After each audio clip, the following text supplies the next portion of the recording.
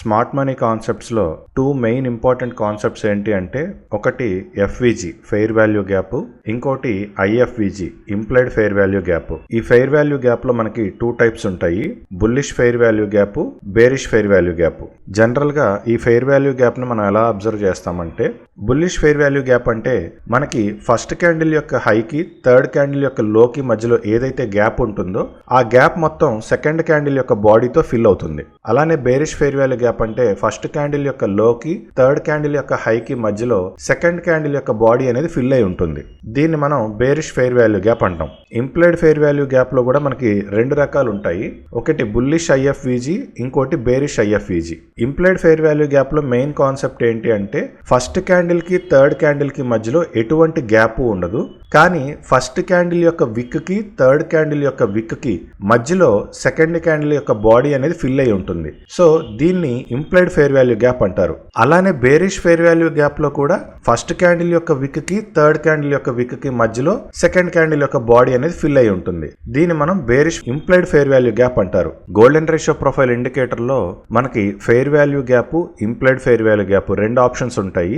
ఈ రెండు ఆప్షన్స్ ని మనం ఎనేబుల్ చేసుకుంటే మనకి ఇక్కడ పింక్ కలర్ లో ఏదైతే వస్తుందో ఇది బేరిష్ ఫెయిర్ వాల్యూ గ్యాప్, ఇక్కడ గ్రీన్ కలర్ లో ఏదైతే వస్తుందో ఇది మనకి బుల్లిష్ ఫెయిర్ వాల్యూ గ్యాప్.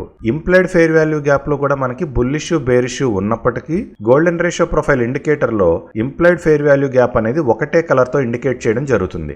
దీనికి మెయిన్ రీజన్ ఏంటి అంటే ప్రైస్ ఎప్పుడైనా ఫెయిర్ వాల్యూ గ్యాప్ ని రీటెస్ట్ చేసి సక్సెస్ అయ్యింది అంటే ఆ ఫెయిర్ వాల్యూ గ్యాప్ అనేది ఇన్వాలిడ్ అయిపోతుంది. అందుకే ఇక్కడ మనం బుల్లిష్ ఫెయిర్ వాల్యూ గ్యాప్ కి green colour, bearish fair value gap కి పింక్ కలర్ కంపల్సరీ పెట్టుకున్నాం. కానీ ప్రైస్ ఎన్నిసార్లు రీటెస్ట్ చేసి సక్సెస్ అయినా ఫెయిల్ అయినా ఇంప్లైడ్ ఫెయిర్ వాల్యూ గ్యాప్ యొక్క ఇంపాక్ట్ అనేది అలానే స్టేబుల్ గా ఉంటుంది. ప్రైస్ అక్కడ ప్రతిసారి కూడా రియాక్ట్ అవుతుంది ఖచ్చితంగా. అందుకని అక్కడ మనం బేరిష్ బుల్లిష్ అనేది పెట్టుకోకుండా ఒకటే కలర్ లో పెట్టుకుంటాము.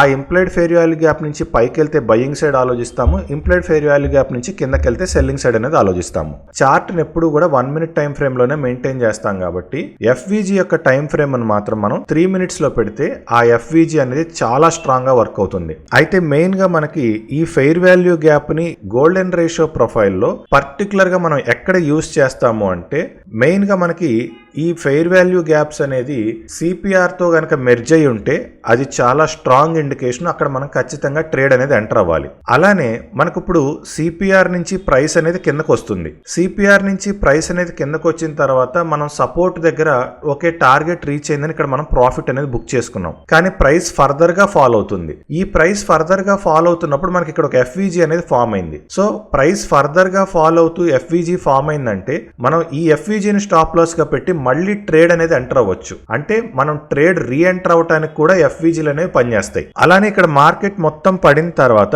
ఇక్కడ మనకి ఒక బుల్లిష్ ఫెయిర్ వాల్యూ గ్యాప్ అనేది జనరేట్ అయింది. ఈ బుల్లిష్ ఫెయిర్ వాల్యూ గ్యాప్ తర్వాత ప్రైస్ అనేది మళ్ళీ ఈ bullish fair value gap zone లోకి ఎంటర్ అవ్వలేదు. సో అందుకే మీకు ప్రైస్ అనేది పైకే సస్టైన్ అవుతూ ఉంది. సో ఇట్లా మార్కెట్ ఎక్కడ రివర్సల్ అవుతుంది అని తెలుసుకోవడానికి కూడా మనకి ఫెయిర్ వాల్యూ గ్యాప్స్ అనేది ఉపయోగపడతాయి.